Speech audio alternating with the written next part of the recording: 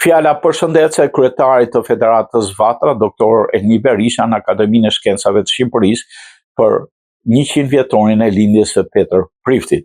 Të nderuar anëtarë të Akademisë, anëtarë të shoqatave, të nderuar bashkëdhetarë të dy vëllezërit Peter dhe Naum Prifti simbolizojnë një zinxhir të vazhdueshmërisë, të dijes, talentit dhe patriotizmit në familje. Para se të isha presidenti i Vatrës, kam patur fatin të njoh krijtarinë e Naum Priftit e më tej bashkëpunoj me të për çështjen shqiptare si sekretari i Vatrës për 15 vite.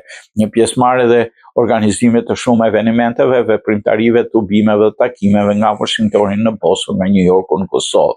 Një shpirt të rilindës dhe atë dashës, Petër Prifti ishte sekretar dhe editor i Diellit në Boston nga viti 58-60, pa mbeti një vatran i përkushtuar dhe i devotshëm gjatë gjithë jetës së tij. Ai ishte shumë më tepër se studiues, sepse me njohjen e thellë të trashëgimisë shqiptare nga njëra anë dhe thellësinë e diturive të tij të filozofisë perëndimore nga ana tjetër, Petër Prifti e sillte si askush tjetër historinë, kulturën, gjuhësinë tek audienca e gjerë e mbar botës. Hijtari i vërtetës, shkrimet dhe artikuj në revistat prestigjioze amerikane dhe të huaja me recensione të botimeve për Shqipërinë dhe Kosovën, Petër Prifti qëmtonte me kritere thellësisht shkencore, duke patur si pusë të vërtetën dhe demaskimin e shtrembërimit të informacionit.